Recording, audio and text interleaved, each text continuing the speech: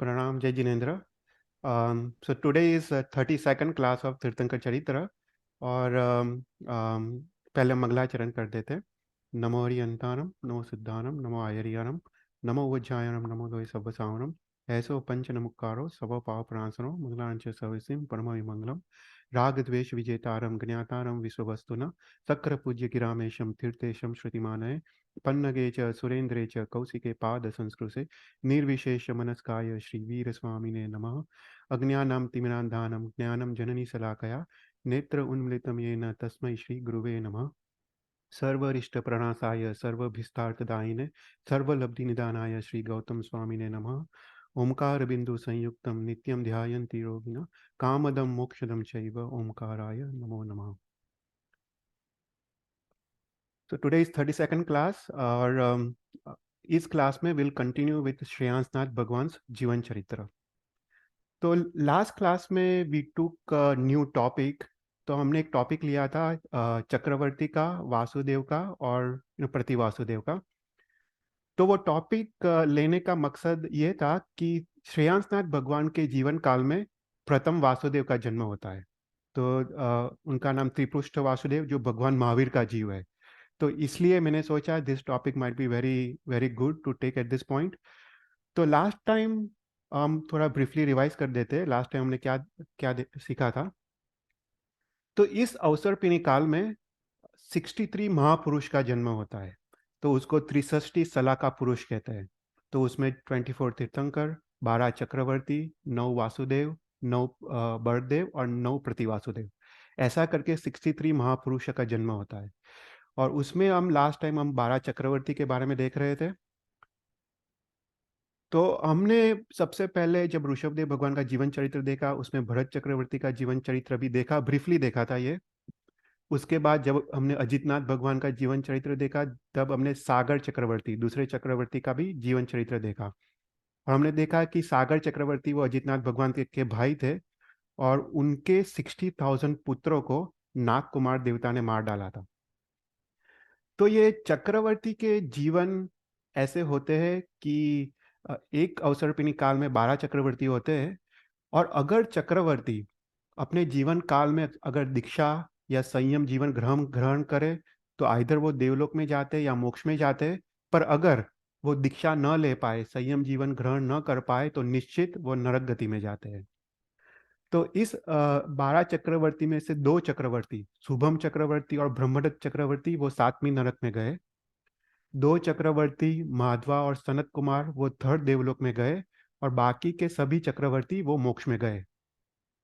और इन 12 चक्रवर्तियों में से 3 ऐसे चक्रवर्ती है वो तीर्थंकर थे, शांतिनाथ, कुंतुनाथ, अरनाथ। तो वो तीर्थंकर भी थे और वो चक्रवर्ती भी थे। तो चक्रवर्ती किसको कहते हैं? तो चक्रवर्ती उनके पास 14 रत्न होते हैं, 9 निधियां होती है और वो पूरे भरत क्षेत्र के, जो भरत क्षेत्र जो 6 खंड है, उत्तरार्ध भरत क्षेत्र और दक्षिणार्ध भरत क्षेत्र, वो पूरे 6 खंड को जीत के वो 6 पूरे भरत क्षेत्र के अधिपति बनते हैं। फिर उसके बाद हमने देखा था कि 9 वासुदेव कौन से है। तो उसमें त्रिपुष्ट वासुदेव, द्विपृष्ठ, स्वयंभू, पुरुषोत्तम, पुरुष सिंह, पुरुष पुंडरीक, दत्त, लक्ष्मण और कृष्ण। तो ऐसे एक अवसरपिणी काल में 9 वासुदेव होते हैं। अभी वासुदेव में ऐसा है कि 9 के 9 वासुदेव निश्चित वो नरक में जाते हैं। और इसका कारण ऐसा है कि जो वासुदेव का जीव है, उन्होंने पूर्व भव में तो धर्म आराधना की होती है, संयम जीवन आदि उन्होंने उत्तम तरह से उनका तप और उग्र तपस्या भी की होती है। पर उन्होंने उस समय धर्म के फल स्वरूप एक नियाना किया होता है। जैसे हमने जो प्रथम वासुदेव है, त्रिपुष्ट वासुदेव, वो भगवान महावीर का जीव है। तो उनके पूर्व भव में जब वो विश्वभूति मुनि थे, उनका विशाख नंदी से वैर भाव था और विश्वभूति मुनि ने संयम जीवन ग्रहण किया, उग्र तपस्या की करोड़ों साल तक। पर अंत में वो वैर भाव के कारण उन्होंने ऐसा नियाना लिया कि मेरे इस तप और संयम के फल स्वरूप मुझे दूसरे भव में अपूर्व शक्ति मिले, आई बिकम एक्सट्रीमली पावरफुल। तो ऐसा जब नियाना करते हैं तो वो नियाना का तो फल मिलता है। वो दूसरे भव में देवलोक गए उसके बाद वो त्रिपुष्ट वासुदेव बने, और त्रिपुष्ट वासुदेव में वो अत्यंत पावरफुल बने। पर उसके बाद वो निश्चित नरक गति में जाते हैं, क्योंकि जब नियारा करते हैं धर्म के फल स्वरूप तो उनकी दुर्गति निश्चित होती है। तो ऐसे 9 के 9 वासुदेव कोई ना कोई प्रकार का नियारा करके आए होते हैं, और उसके फल स्वरूप वो नेक्स्ट भाव में निश्चित वो नरक गति में जाते हैं। तो ऐसे जो 9 वासुदेव है उसमें से पहला त्रिपुष्ट वासुदेव का भव आज हम देखेंगे। Will see the story of Triprishta Vasudev. और लक्ष्मण वासुदेव तो सबको पता है, कृष्ण वासुदेव भी सबको पता है। तो ये वासुदेव को अर्धचक्री कहते हैं। जैसे चक्रवर्ती 6 खंड के अधिपति होते हैं, ऐसे वासुदेव वो 3 खंड के अधिपति होते हैं, तो उनका दूसरा नाम अर्धचक्री या हाफ चक्री ऐसा करके भी शास्त्र में उसका उनका उल्लेख मिलता है। और जब वासुदेव का जन्म होता है, उसी जीवन काल में बलदेव का भी जन्म होता है और प्रतिवासुदेव का भी जन्म होता है। तो जनरली ऐसा होता है कि जो प्रतिवासुदेव है वो पहले 3 खंड जीत लेते हैं, उसके बाद वासुदेव प्रतिवासुदेव को हरा कर वो 3 खंड के अधिपति बन जाते हैं। और जो वासुदेव के जो बड़े भाई है उनको बलदेव कहते हैं।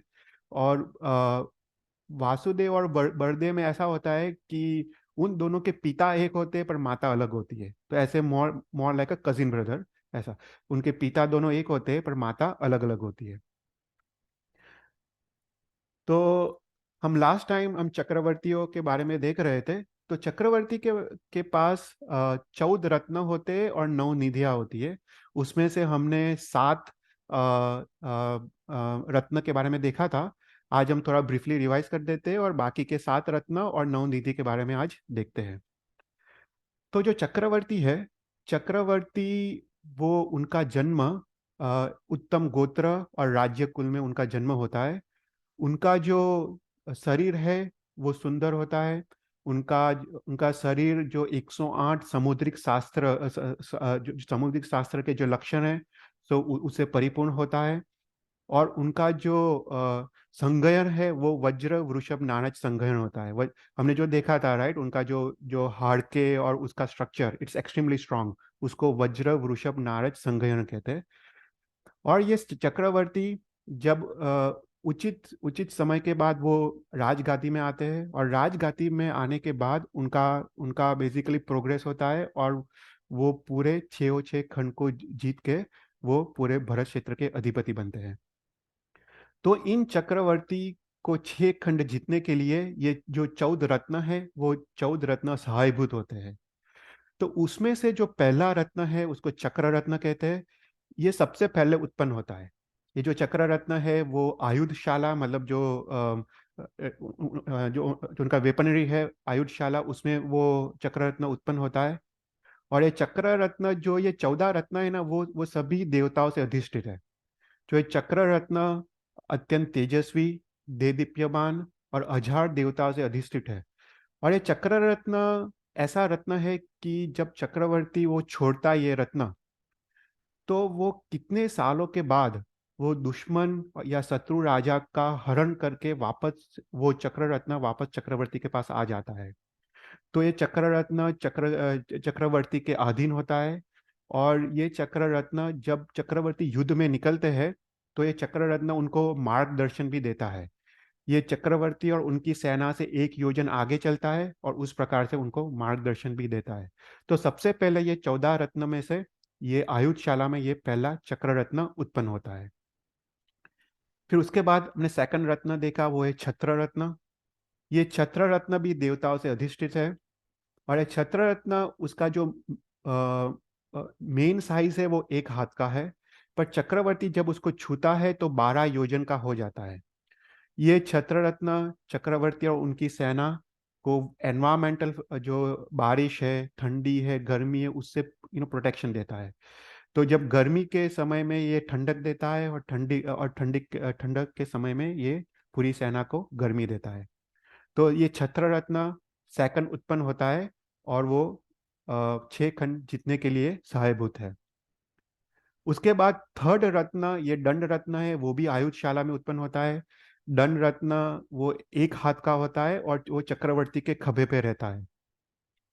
तो ये दंड रत्न चक्रवर्ती की आज्ञा से जो मार्ग में आने वाले जो ऊंची नीची जो भूमि है उसको वो सपाट कर देता है, सरल कर देता है। और ये दंड रत्न जो गुफा के जो द्वार है उसको वो ओपन कर देता है और शत्रु के उपद्रव को वो नाश करता है। और ये दंड रत्न द्वारा 1,000 योजन तक जमीन में खाड़ा खोद सकते हैं। तो जो सागर चक्रवर्ती थे, उनके जो 60,000 पुत्र थे, उन्होंने ये दंड रत्न से उन्होंने गंगा नदी को डाइवर्ट करने की कोशिश की। और उन्होंने 1,000 योजन तक उन्होंने जमीन में खाड़ा खोदा।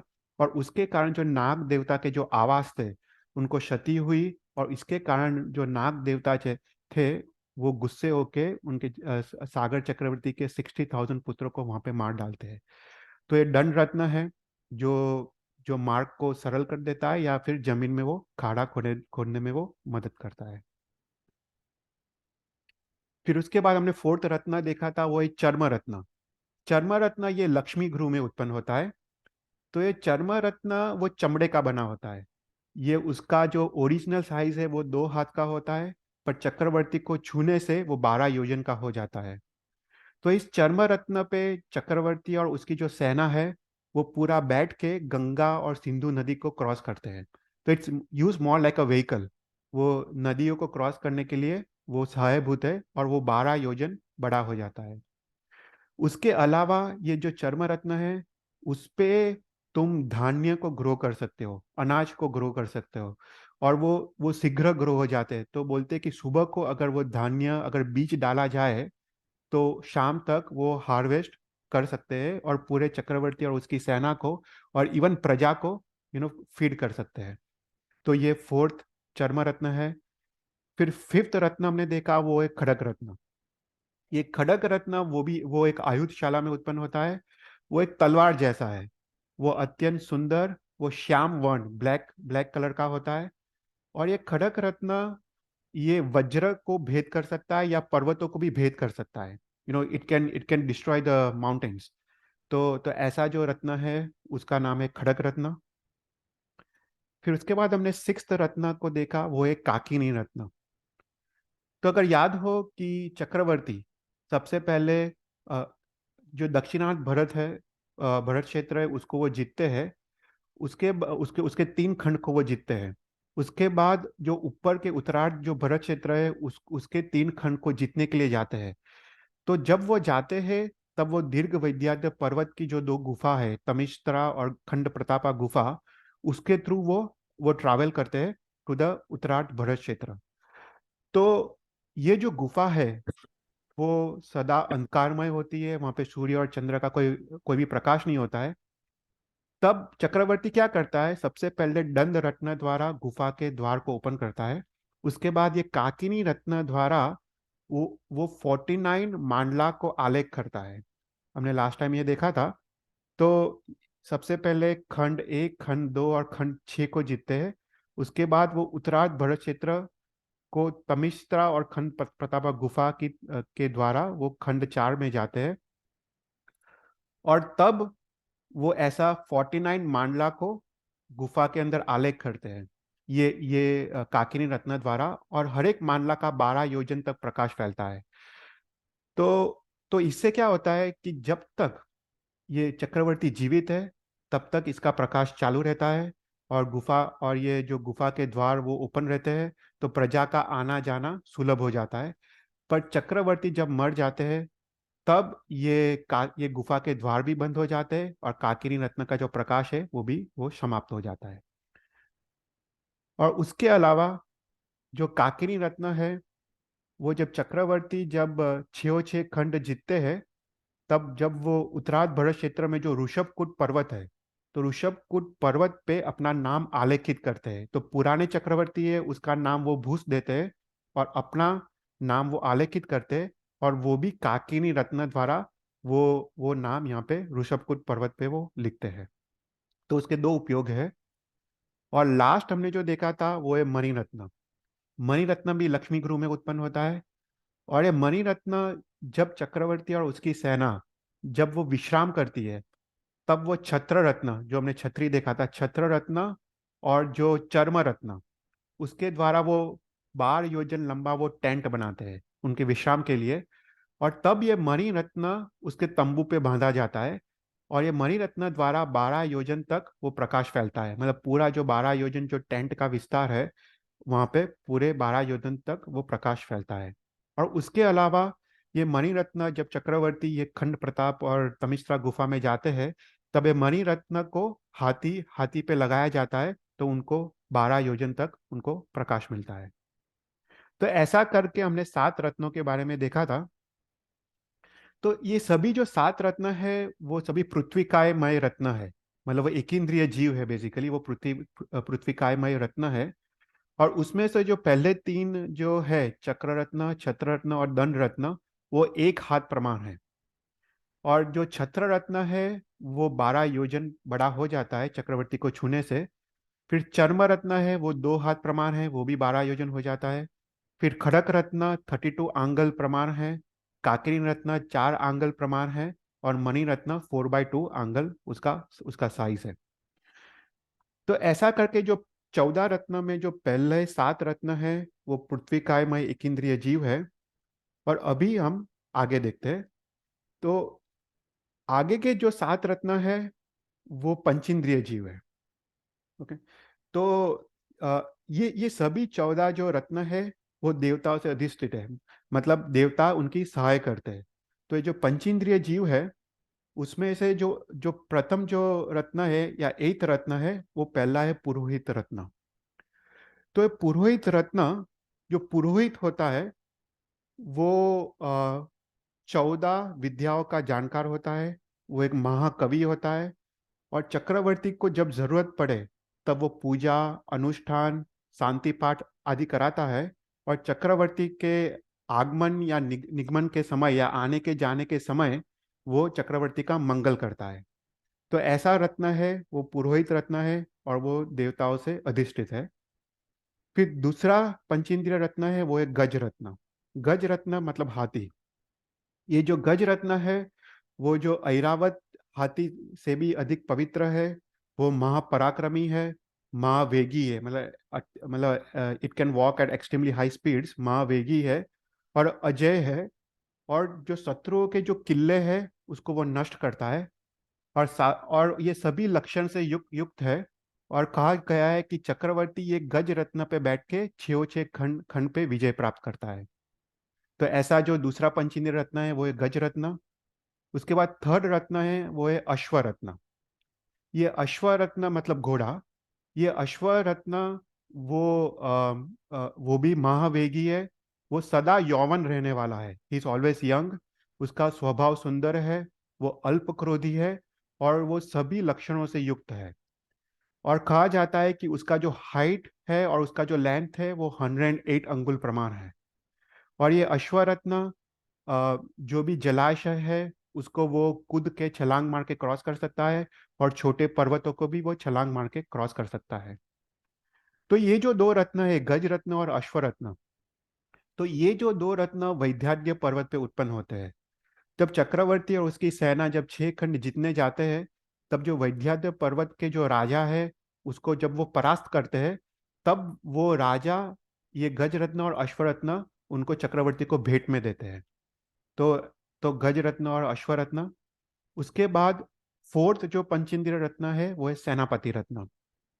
ये जो सेनापति रत्न है वो चक्रवर्ती के जो पूरी सेना है उसके अधिपति है।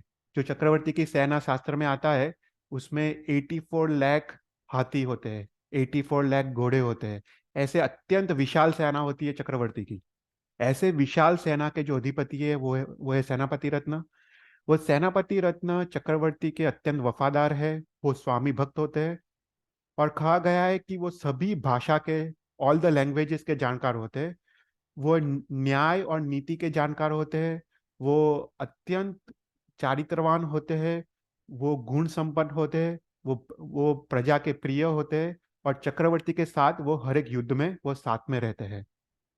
और कहा गया है कि चक्रवर्ती की आज्ञा से सेनापति रत्न पूरी सेना को लेके वो जो चर्म रत्न था उससे गंगा और सिंधु नदी को क्रॉस करके जो दुश्मन राजा है, शत्रु राजा, उनके साथ भीषण युद्ध करके उन पे विजय प्राप्त करते हैं और चक्रवर्ती के साम्राज्य को वहाँ पे वो स्थापित करते हैं।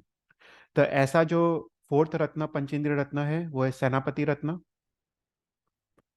उसके बाद फिफ्थ उनका जो रत्न है वो है गृहपति रत्न। गृहपति रत्न मतलब वो जो अन्न और जो ट्रेजरी है उनके वो अधिपति होते हैं। वो रूपवान होते हैं, दानवीर होते हैं, चक्रवर्ती के अत्यंत वफादार होते हैं और वो भी एक स्वामी भक्त होते हैं। तो चक्रवर्ती उनकी सेना और पूरे प्रजा को जब अन्न की जरूरत हो, जब वस्त्र की जरूरत हो, जब पैसे की जरूरत हो, तो वो चिंता को वो दूर करते हैं। और उसके अलावा जब प्रजा को कोई इमरजेंसी में अन्न या खाने की जरूरत पड़े तो वो चर्म, जो हमने चर्म रत्न देखा, उसको वो सुबह में वो अनाज डालते हैं और शाम तक वो अनाज वो पक जाते हैं और पूरी प्रजा को वो फीड करते हैं। तो ऐसा जो रत्न है वो एक गृहप्रति रत्न। उसके बाद थर्टींथ जो रत्न है वो है वर्धकी रत्न। तो वर्धकी रत्न मतलब वो एक शिल्पी है। Okay, he is basically a construction, वो शिल्प शास्त्र के जानकार होते हैं। वो गांव नगर शहर आदि की स्थापना करते हैं। वो राजा के महल, राजा के निवास स्थान की स्थापना करते हैं। उसके अलावा वो पूरे वास्तु शास्त्र के जानकार होते हैं।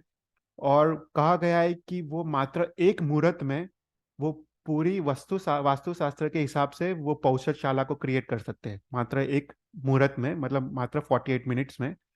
और ऐसे जो रत्न है उसको वर्धकी रत्न का कहते हैं। और उसके अलावा ये जो वर्धकी रत्न है वो जब चक्रवर्ती और सेना वो जब दक्षिणार्थ से उत्तरार्ध भरत क्षेत्र में जाते हैं, तब वो जो गुफा में से जाते हैं, खंड प्रताप और तमिश्रा गुफा, उसमें जब आगे बढ़ते हैं तो वो गुफा में आगे दो नदियां आती है, उन्मग्ना और निमग्ना। हमने ये सब पहले देखा था जब भरत क्षेत्र की बात कर रहे थे। तो ये जो दो नदियां हैं उसको क्रॉस करने के लिए वो पुल की रचना करते हैं, मतलब ब्रिज बनाते हैं। तो जो ब्रिज का जो कंस्ट्रक्शन करते हैं, बांधकाम करते हैं, वो ये वर्धकी रत्न करते हैं। तो चक्रवर्ती और उसकी पूरी सेना वो ब्रिज क्रॉस करके वो आगे गुफा में वो आगे बढ़ पाते हैं। तो ऐसा जो 13 रत्न है वो है वर्धकी रत्न। और जो लास्ट जो 14th रत्न है वो है स्त्री रत्न।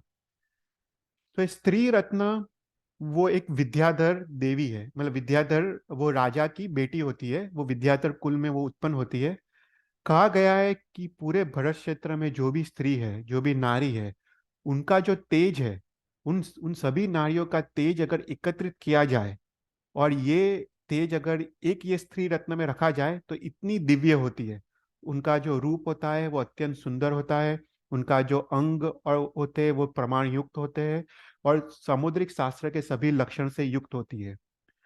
और ये स्त्री रत्न वो सदा यौवन रहने वाली होती है। उनके नख और बाल वो ग्रो नहीं होते। और कहा गया है कि चक्रवर्ती अगर ये स्त्री रत्न का भोग करे तो वो गर्भपात वो धारण नहीं करती है, मतलब she does not become pregnant any time. तो ऐसा जो जो रत्न है उसको स्त्री रत्न कहते हैं। तो ऐसे टोटल 14 रत्न है, उसमें से पहले 7 पृथ्वी कायमय है और दूसरे दूसरे 7 पंचेंद्रिय जीव है और सभी देवताओं से अधिष्ठित है। मतलब ये जो पंचेंद्रिय जो जो जीव है वो देवताओं से सहायभूत है, मतलब देवता भी उनकी सहाय करते हैं। तो ऐसा करके चक्रवर्ती के 14 रत्न हैं। कोई क्वेश्चंस? ठीक है। तो 14 रत्न के अलावा 7 नौ नौ निधियां भी होती है। तो चक्रवर्ती के पास 14 रत्न और 9 निधि। तो जब चक्रवर्ती अ, 6 खंड को जीत लेते हैं, तब तब उसके बाद ये 9 निधि को वो प्राप्त करते हैं। तो ये 9 जो निधि है वो शाश्वत है। वो परमानेंटली वो होती है, मतलब ये शाश्वत निधियां है। ये गंगा नदी के किनारे अंदर भूगर्भ में होती है, मतलब जमीन के अंदर ये निधियां होती है। तो चक्रवर्ती जब 6 खंड जीत लेते हैं और 6 खंड के जीतने के बाद वो गंगा नदी के किनारे पे आते हैं। और यहाँ पे गंगा नदी पे के किनारे पे वो अपने पुण्य के बल पर और अपने साधना के बल पर वो यहाँ पे वो साधना करते हैं। और पुण्य और साधना के बल पे ये वो 9 निधि को यहाँ पे वो प्राप्त करते हैं। तो ये साधना के बाद चक्रवर्ती जब अपने नगर, अपने शहर को जब वापस जाते हैं, तब ये जो नौ निधियां है वो भूगर्भ में ही चक्रवर्ती के पीछे पीछे चलती है, और नगर के बाहर भूगर्भ में आके वो रुक जाती है। मतलब it travels under the land and, और वो चक्रवर्ती के नगर के बाहर भूगर्भ में वो आके रुक जाती है। तो ऐसी वो नौ निधियां है। ये जो नौ निधि है वो नौ पेटी पे होती है। It's more like a very beautiful box. और ह- तो टोटल नौ ऐसी पेटियां होती है, हर एक पेटी में एक एक निधि होती है। और हर एक बॉक्स कितना लंबा होता है, तो बोलते हैं 8 योजन्स बाय 9 योजन्स बाय 10 योजन्स। मतलब 1 योजन मतलब 8 माइल्स, राइट। तो तुम सोच सकते हो कि it's like 64 miles by 72 miles by 100 miles. तो इतनी अ, अ, इतनी बड़ी बढ़िया ये पेटी होती है। और ऐसी 9 पेटियां होती है, और वो जो चक्र जैसे आठ आठ चक्र जैसे व्हील्स पे ये पेटियां भूगर्भ भूगर्भ पे अंदर होती है। तो चक्रवर्ती, तो ये 9 निधियां कौन सी है वो हम देखते हैं। तो उसमें पहली जो निधि है वो है नैसर्प निधि। तो ये नैसर्प निधि में क्या है, तो बोलते हैं कि नैसर्प निधि में शहर, गांव, नगर की स्थापना करने के लिए, और घर, महल आदि, मतलब जो भी कंस्ट्रक्शन रिलेटेड जो भी एक्टिविटीज है, उसकी स्थापना संबंधी जो भी विषय है, जैसे वास्तु शास्त्र शास्त्र है, बांधकाम का जो साइंस है, कंस्ट्रक्शन का जो जो साइंस है, उसके रिलेटेड जो सभी जो विषय है, उसकी इंफॉर्मेशन ये नैसर्ग निधि में होती है। और ये इंफॉर्मेशन पुस्तक के स्वरूप में होती है, मतलब दिस आर लाइक बुक्स, शाश्वत बुक्स होते हैं। ये बुक्स भी रत्न के बने होते हैं। तो ऐसे ऐसे जो भी कंस्ट्रक्शन रिलेशन जो नॉलेज है, वो सब कुछ ये नैसर्ग निधि में होता है। फिर उसके बाद दूसरी जो निधि है वो है पांडुक निधि। तो पांडुक निधि में क्या है, तो कहते हैं धन, सोनैया आदि की जानकारी, उसके बाद उनकी परीक्षा, फिर धान्य और बीज की उत्पत्ति, जो ग्रेन्स, राइट, और जो सीड्स है उसको कैसे ग्रो किया जाए, उसका पूरा साइंस। उसके बाद चीजों का तोल मान माप, मतलब मेजरमेंट्स, वेट्स एंड मेजरमेंट्स, उसका पूरा साइंस। तो ये सब कुछ जो इंफॉर्मेशन होता है वो पांडुक निधि में होता है, वो भी पुस्तक स्वरूप होता है। ये हर एक निधि में it's it's all there in in the form of books. Okay. उसके बाद जो थर्ड निधि है वो है पिंगलक निधि। तो पिंगलक निधि में क्या है, तो बोलते हैं कि स्त्री और पुरुष को जो उचित कला है, राइट, स्त्री की कला जैसे कौन सी है, जैसे श्रृंगार की कला, खाना बनाने की कला, राइट, वो सब स्त्री की कला है। पुरुष की कला कौन सी है, तो कारपेंटरी की कला हो, या फिर स्कल्पचर कला हो, या इकोनॉमिक्स हो, राइट, तो वो सब पुरुष की कला। तो स्त्री और पुरुष की जो भी उचित जो कला है वो इस निधि में होती है। उसके अलावा गज और अश्व की जो उचित कला, मतलब एलिफेंट्स और हॉर्सेस की उचित कला, और आभूषण, ज्वेलरीज के बारे में ऑल द इंफॉर्मेशन ये पिंगलक नाम की थर्ड निधि में होता है। उसके बाद फोर्थ निधि है सर्वरत्न निधि। ये सर्वरत्न निधि में चक्रवर्ती के जो 14 रत्न हैं, जो हमने देखे उसके बारे में सभी इंफॉर्मेशन होती है। उसके अलावा संसार में जो भी वैल्यूबल रत्न है, जैसे चिंतामणि रत्न आदि रत्न, वो सभी का इंफॉर्मेशन ये सर्वरत्न निधि में होता है। उसके बाद फिफ्थ जो निधि है वो है महापद्म निधि।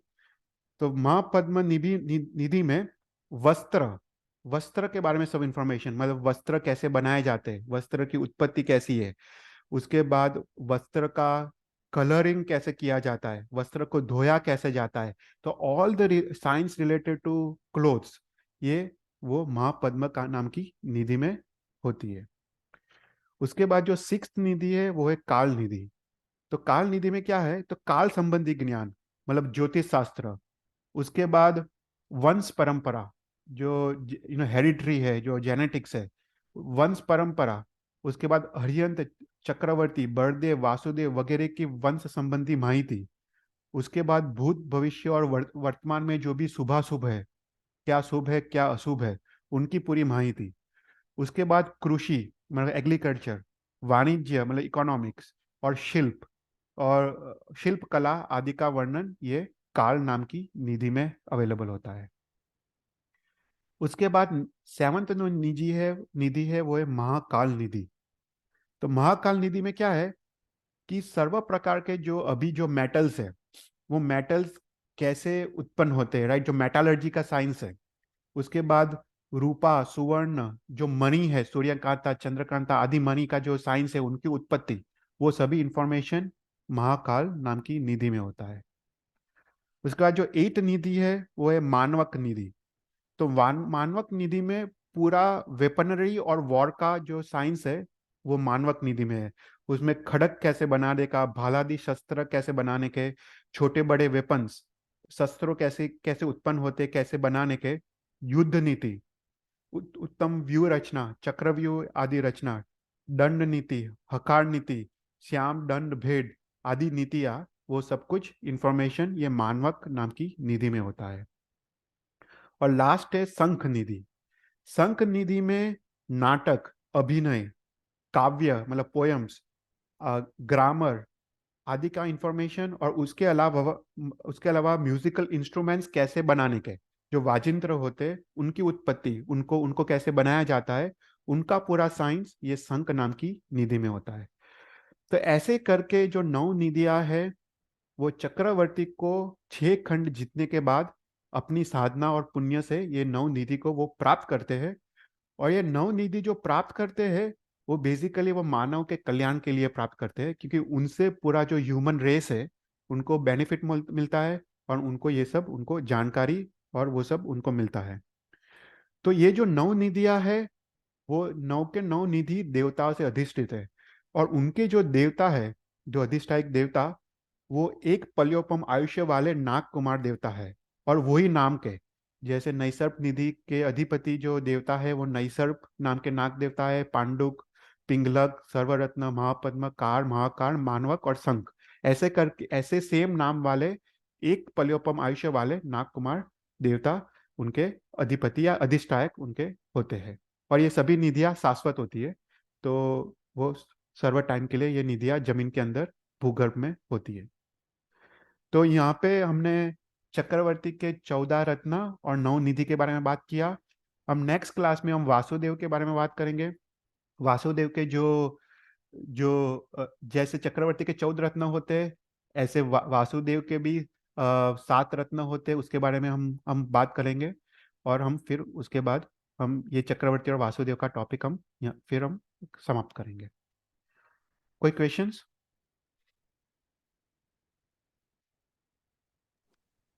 I just had a quick question.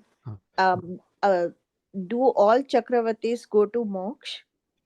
हाँ, नहीं, हमने पहले वो आंसर किया। तो चक्रवर्ती कैसा होता है कि अगर वो संयम जीवन अंगीकार करे, हाँ, तो then वो only. Then only they can go to either Devlok या मोक्ष। ओके। Okay. हाँ, मतलब वो मोक्ष तो जैसे अपने 3 तीर्थंकर थे, शांतिनाथ, कुंतनाथ, अरनाथ, राइट। वो तीर्थंकर भी थे और वो चक्रवर्ती भी थे। मतलब वो पहले वो 6 खंड जीतते हैं। तो शांतिनाथ का जब हम जीवन चरित्र देखेंगे तब आएगा कि वो पहले चक्रवर्ती होते हैं, वो भरत क्षेत्र को पूरा जीत लेते हैं, और उसके बाद वो त्याग करते हैं और संयम जीवन अंगीकार करते हैं, और फिर वो तीर्थंकर बनते हैं। तो जो भी संयम जीवन अंगीकार करते हैं वो देवलोक में जाते हैं या मोक्ष में जाते हैं। पर अगर वो दीक्षा न ले पाए, तो उनके पास इतना भोग होता है, ये सब उनका पूरा भोग की उनका उनका जीवन होता है। और भोग के जीवन के कारण, परिग्रह के कारण, वो निश्चित वो मर के वो नरक में जाते हैं, इतना भोग के कारण। तो तो वो एक चीज है, राइट। चक्रवर्ती बनने के बाद दीक्षा तो लेनी पड़ती है, otherwise you are going to narak. Oh, okay. Thank you. तो हम लास्ट क्लास में हम श्रेयांसनाथ भगवान का जीवन चरित्र देख रहे थे। और इसमें इंटरेस्टिंग क्या है कि श्रेयांसनाथ भगवान के जीवन चरित्र में हम महावीर भगवान का जीवन चरित्र देख रहे हैं। क्योंकि आ, क्योंकि श्रेयांसनाथ भगवान के जीवन काल में त्रिपृष्ठ वासुदेव, जो भगवान महावीर का जो 18th भव है, वो यहाँ पे वो त्रिपृष्ठ वासुदेव का जन्म होता है, और इनका स्टोरी एक साथ पैरेलल चलता है। तो जिस प्रकार से शास्त्र में जो त्रिसष्टि शला का पुरुष चरित्र है, जो शास्त्र में जो लिया है, हम उसको स्टोरी को उसी प्रकार हम आगे ले रहे हैं। तो हम भगवान महावीर का भी हम जीवन चरित्र यहाँ पे थोड़ा बहुत देख रहे हैं। तो हमने अभी तक देखा कि जो श्रेयांसनाथ भगवान थे, उनके 3 भव, उनके पहले भाव में वो नलिनी गुल्मा करके राजा थे। वो राजा, उन्होंने दीक्षा लिया, 20 स्थानक तप की आराधना की। उसके बाद वो 11th देवलोक महाशुक्र में उत्पन्न हुए। और उसके बाद इस अवसर पे निकाल के 11th तीर्थंकर श्रेयांसनाथ भगवान के उनका वो उत्पन्न होते हैं। उनका हमने च्यवन कल्याणक देखा, जन्म कल्याणक देखा, उनका चाइल्डहुड देखा, उसके बाद उनका राज्य देखा, उसके बाद उनका दीक्षा कल्याणक भी देखा। और उसके बाद दीक्षा कल्याणक के बाद हमने भगवान महावीर का जीवन चरित्र हमने पैरेलल हमने शुरू किया। राइट। तो यहाँ पे श्रेयांसनाथ भगवान एक मुनि की तरह वो विचर रहे हैं। और यहाँ पे पैरेलल हम भगवान महावीर का हम जीवन चरित्र देख रहे हैं। हमने देखा, हमने विश्वभूति का पूर्व भाव देखा, क्योंकि उससे हमको एक कॉन्टेक्स्ट मिलता है। तो अगर भगवान महावीर का हम देखें, तो उनका जो पहला भाव था वो पहला भाव कौन सा था? नैसार का भाव था। नैसार के भाव में उनको सम्यक दर्शन प्राप्त हुआ। तो फर्स्ट भाव भगवान महावीर का नैसार का भाव था। उसके बाद थर्ड भाव कौन सा था? मरीचि का भाव था। भरत, भरत के पुत्र मरीचि का भाव था। उनके 16th भाव उनका विश्वभूति मुनि का भाव था। और इस विश्वभूति के भाव को हमने लास्ट टाइम देखा था कि उनको विशाख नंदी, उनके जो कजिन ब्रदर है, उनके साथ उनको वैर उत्पन्न हो गया था। और इसके कारण विश्वभूति ने दीक्षा लिया, संयम जीवन अंगीकार किया और उत्कृष्ट संयम जीवन का पालन किया। उन्होंने करोड़ों साल तक उन्होंने संयम जीवन प्लस उन्होंने तपश्चर्या आदि की। और पर उनका जो विशाख नंदी के साथ जो वैर था, वो वैर चालू का चालू रहा। और उनके कारण विश्वभूति ने एक नियाना लिया कि मेरे को मर के इस पूरा तप और पूरे संयम जीवन के फल में आई बिकम एक्सट्रीमली पावरफुल। और जब नियारा लेते दैट हैपेंस, तो उसके कारण वो नेक्स्ट भाव में महाशुक्र देव में गए। और उसके बाद जो नियारा का फल स्वरूप वो त्रिपुष्ट वासुदेव, वो प्रथम वासुदेव इस अवसर परिकाल पे वो बने। और वो है भगवान महावीर का 18th भाव, जो आज हम इसके बारे में हम देखते हैं, त्रिपुष्ट वासुदेव का भाव। Now there is a city Potanpur with high gates like a crown of earth on the southern half of Bharat Kshetra. The king in the city was Ripupati Satru, with all the virtues like sun with its rays. He was like lion in courage, like elephant in strength, like Kandarp in beauty, like Brahaspati in intellect. His intellect and strength, very clear and sharp, add on each other mutually. His chief queen named Bhadra, armored with devotion to her husband, had beautiful appearance and good conduct. Now, now in the city called Pundrikini, the crash jewel of Eastern Videh, मतलब महाविदे क्षेत्र में, Subala was the king. He ruled the earth for the long time. At right time, he became Muni and performed tapasya for a long time and died and went to Anuttar Viman. One day, Subala's Jeev fell from Anuttar Viman and descended in Bhadra's womb. Sleeping comfortably, she saw 4 great dreams. तो यहाँ पे एक समझना है कि जो जो बलदेव की माता होती है, उनको 4 सपना आते हैं। जैसे तीर्थंकर की माता को कितने? 14 सपना आते हैं। चक्रवर्ती की माता को भी 14 सपना आते हैं। जो बलदेव की माता को वो 4 सपना आते हैं और वासुदेव की माता को 7 सपना आते हैं। तो उससे पता चलता है कि वो जीव बलदेव है, वासुदेव है, या वो चक्रवर्ती या तीर्थंकर है। तो सी saw 4 great dreams which indicate the birth of Baldev. At the last part of the night, since sleep had gone far away as if defeated by great joy, the queen told the king, I saw elephant resembling crystal mountain entering my own mouth like a moon entering a cloud, a bull high hummed, a pond filled with full-blown lotuses with sweetly humming bees, and a moon with rays streaming forth a great distance. Tell me the fruit of these 4 dreams. The king said, Queen, your son will be Balbhadra, with extraordinary strength, like a dev in beauty. In course of time, she bore a son, white in color, long-armed, 80 dhanushya tall. The king held a great festival. On an auspicious day, at an auspicious moon, the king named his son Achal. Day by day, displaying more and more beauty of the body, he grew through the care of nurses. तो यहाँ पे पहले अवसर्पिणी काल के पहले बड़देव अचल करके जन्म होता है. When some time had passed after Achal's birth, Queen Bhadra gave a birth to a daughter endowed with all favorable marks. The king named her Murgavati because her eyes were like young deer. Going from lap to lap, she grew up. Gradually traversing childhood, she attained youth. Distinguished by beauty of body, she was extremely beautiful. She looked like Supreme Devi of Vidyadhars. As Murgavati youthful beauty increased, likewise Queen Bhadra's anxiety in regard to a suitable husband increased. The king as well as I should think about her husband. One day Queen Bhadra had her brought before him, as if he did not know that she was his own daughter. Because of the agitation produced by the arrow of love, Ripu Pratisatru thought in his heart, here is loveliness of her body. Sovereignty of earth is easy to acquire, and even the sovereignty of heaven. But this girl, dear to my heart, is very hard to acquire. With these reflections, the king at once took her, dear as life, on his lap with affectionate words. He had her taken to women's quarters. Summoning the citizens together with the ministers, king asked, any jewel that is found in this country, in this Bharashetra, whose jewel it is? The people said, whatever jewel is produced or found anywhere on this earth is yours. After he obtained the decision from people, the king quickly showed them his daughter Mrugavati. He said to them, this is my jewel of daughter, and I myself will marry her with your consent. The citizens went home ashamed by this speech. The king married his own daughter. Because he was husband of his own daughter, the name Prajapati was given to the king, and that name spread over the earth. When she heard of this new stain on the family, uh, which will be ridiculed by all the people, causing great shame to her husband, Bhadra was very much ashamed. She went to Deccan with her son Achal. This is a small country where even the gossip is not heard. Like the new king, Achala founded the city called Maheshwari for his mother. The Baldev Achal had it filled with gold. He left his mother there, like a Devi of the city, surrounded by ministers, bodyguards, and workers.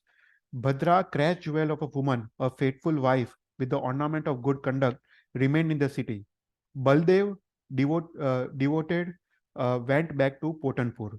The father, whatever he may be, must be honored by the noble. Achal continued obeying his father as before. The wise do not blame the conduct of the persons who should be honored. The king established Mrugavati in the rank of chief queen. When some time had passed, Muni Vishwabhuti's Jiv, Bhagwan Mahavir ka Jiv, fell from Mahasukra and descended in Queen Mrugavati's womb. In the last prayer of night, Queen, comfortably asleep, saw these 7 dreams indicating the birth of Vasudev of this Avsarpini Kal. The first dream was she saw a young lion, second a Lakshmi Devi seated on the lotus being sprinkled with water from the Shir Samudra by 2 elephants with full pitchers in their trunk, a sun with powerful stream of brilliance producing day even at night, Kumbh filled with clear sweet water, its mouth with white lotuses, an ocean filled with various sea animals with multiple of ratnas, high waves touching the skies, a heap of jewels with the beauty of rainbow diffused in the sky with streams of light produced by 5 colored jewels, and at last a smokeless fire with light giving pleasures to the eyes. The king interpreted the dreams which she related when awake. Our son will be Ardhachakri. देखो वासुदेव को अर्धचक्री कहा गया है. Our son will be Ardhachakri. Jyotish, also summoned by the king, explained the meaning of the dream in the same way. When time was complete, the queen bore a son marked with all the marks, 80 dhanusha tall, with black dark body. Ripupati Satru delighted, released from prison, even his crimes formerly imprisoned. He gave money to beggars as they wished. Among the people um, there was unceasing great festival. On every spot, at every step, concerts found place in the city as well as the palace. Because he had seen 3 backbones in the son's back, the king his name as Triprushta. Triprushta name कैसे आया कि उनके back में 3 bones दिखे. He saw 3 backbones in the son's back. The king gave his name as Triprushta at a festival. Cherished by nurses and playing with Achal, Triprushta Vasudev gradually grew up. He, very intelligent, grasped all the arts and science like a mirror of reflection. In course of time, he became a military age, strong-chested, long-armed, as if he was the same age of Bardev. Though a younger brother, the two brothers playing together looked like bright and dark side of the moon. When they moved in play, the earth shook from their steps, which were like claps of thunder. Not afraid of Rakshas or Vyantars, they tore down peaks of mountains, gave protection to those seeking protection. Triprushta was never without Achal, and they acted together like one mind with 2 bodies. Now in the city Ratnapur, there was a Prati Vasudev called Aswagriv, son of Mayurgriv, born to Nilanjan. He was 80 Dhanusha tall, with life of 84 lakhs of years, long-armed. The each of his arms was not satisfied by beatings of his enemies. He was very, very powerful, eager for great war, was satisfied neither by enemies submissive nor by them fighting. His chakra, by which his enemies were subdued, appeared in his hand like a second sun. By his strength, he subdued 3 khands of Bharatkshetra. He conquered the cities of Vidyadhars by means of Vidyas and strength. He was worshipped with gifts by the kings of Magad, Prabhas, and Vardhan, and by the Devtas. His powerful command was constantly borne on their heads by 16,000 strong kings. Enjoying his sovereignty of one umbrella, long armed, he passed much time like an Indra on earth. One day, as King Aswagriv was sporting at will, a thought came into his heart unexpectedly. Whatever king are in this southern half of Bharatkshetra are submerged by my power. Who among the kings can defeat me? Since I am the sole powerful on earth, like a lion among deer, this is hard to know, yet I will find out. Reflecting this, he had a Jyotish Aswabindu summoned at once by Dwarpal. Asked by the king for his opinion, the Jyotish said, "May this inauspicious speech be averted, for not even Yamraj can cause death of you, who are the conqueror of the whole world." Aswagriv said, "Please leave aside the polite talk and tell me the truth. Do not be afraid." Questioned so persistently by the king, the astrologer considered the horoscope and said, "He who will attack your messenger Chandavega, and one who will kill the lion will be your slayer also." Depressed by that speech, king dismissed him. King had rice planted in the country that had been depopulated by a young lion in order to find the slayer of the lion. The king ordered the 16,000 kings to guard the rice fields sown by the sowers. The king went in turn, armed and protected the rice cultivators from the lion.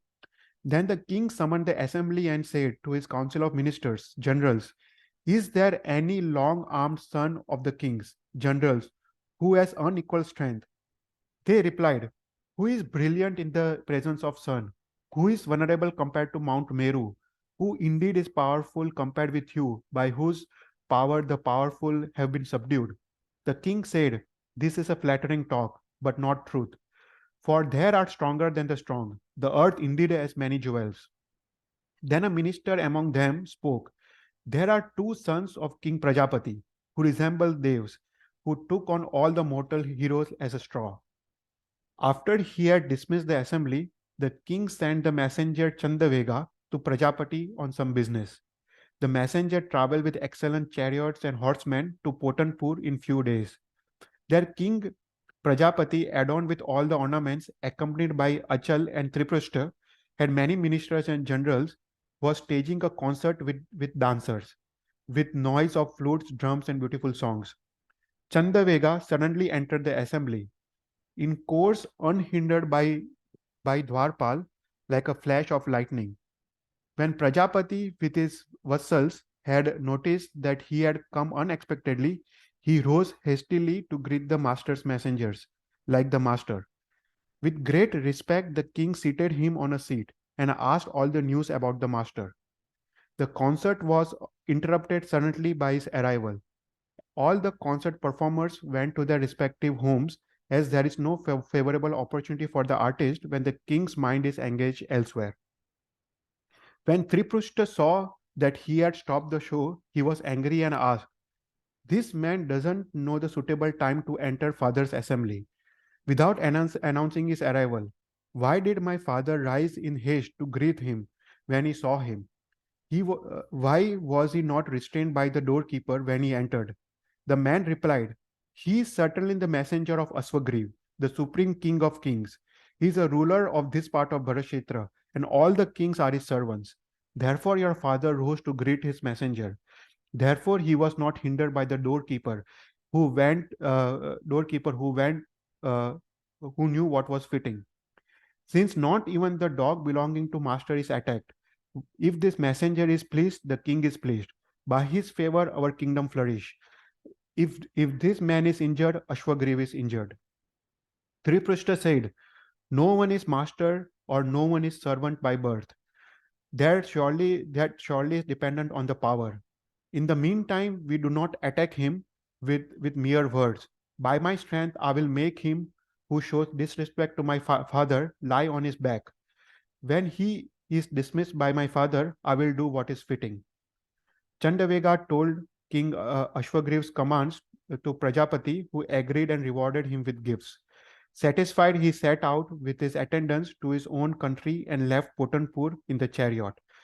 Triprushta learned that he was leaving, and with Achal got in front of him and spoke. "You are a villain. Although you have a rank of just a messenger, you act like a king. Who else with the intelligence, even an animal who do not wish to die, will interrupt the concert as you did? You are a fool."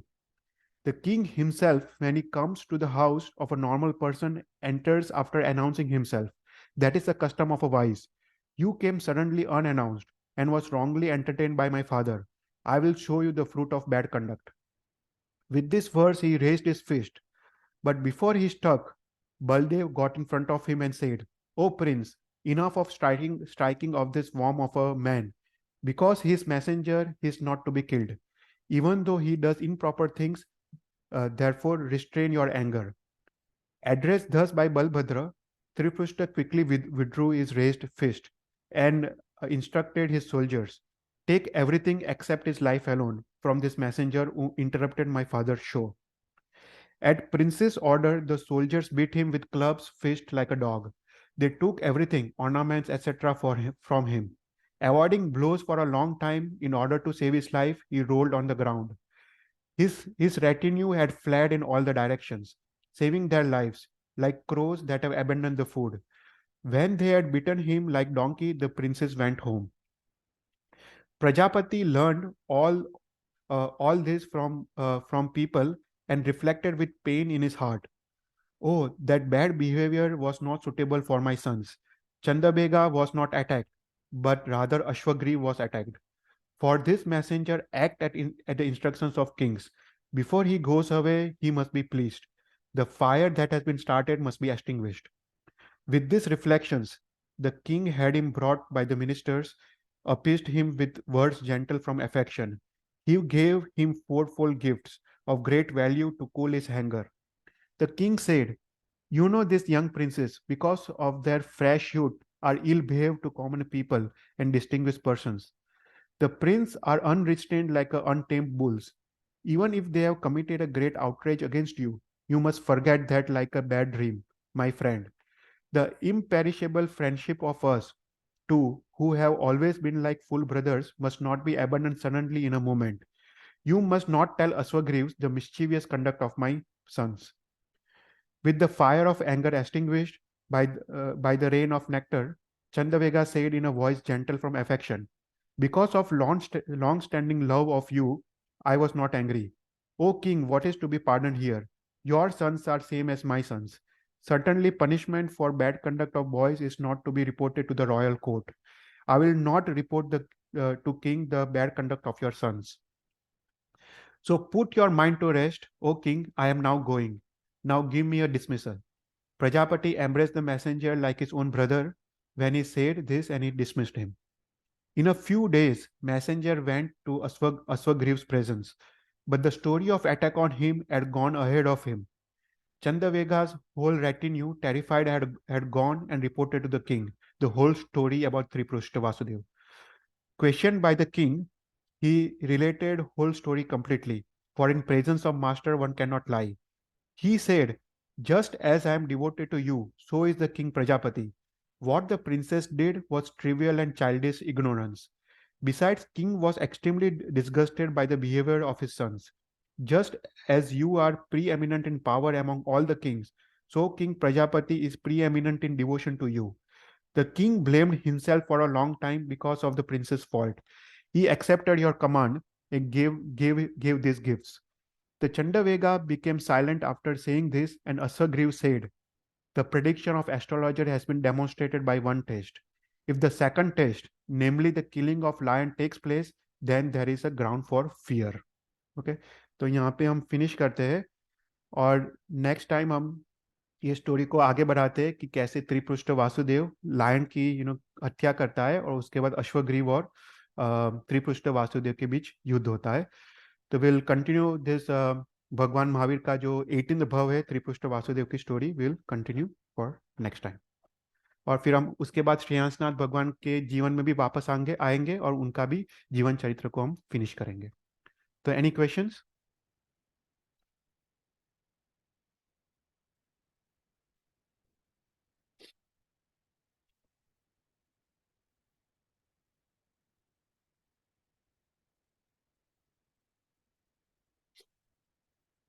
Okay, अगर if there know questions हम मंगलाचरण करके समाप्त करते हैं. नमो अरियंतानम, नमो सिद्धानम, नमो आयरियानम, नमो वज्जायानम, नमो लय सवसावनम, ऐसो पंच नमुकारो, सब पाव प्रणासनो, मंगलान च सवसिम, परमोय मंगलम, जिन अग्नि विरुद्ध बुलायो तो मिच्छामि टुकड़म. Thank you everyone.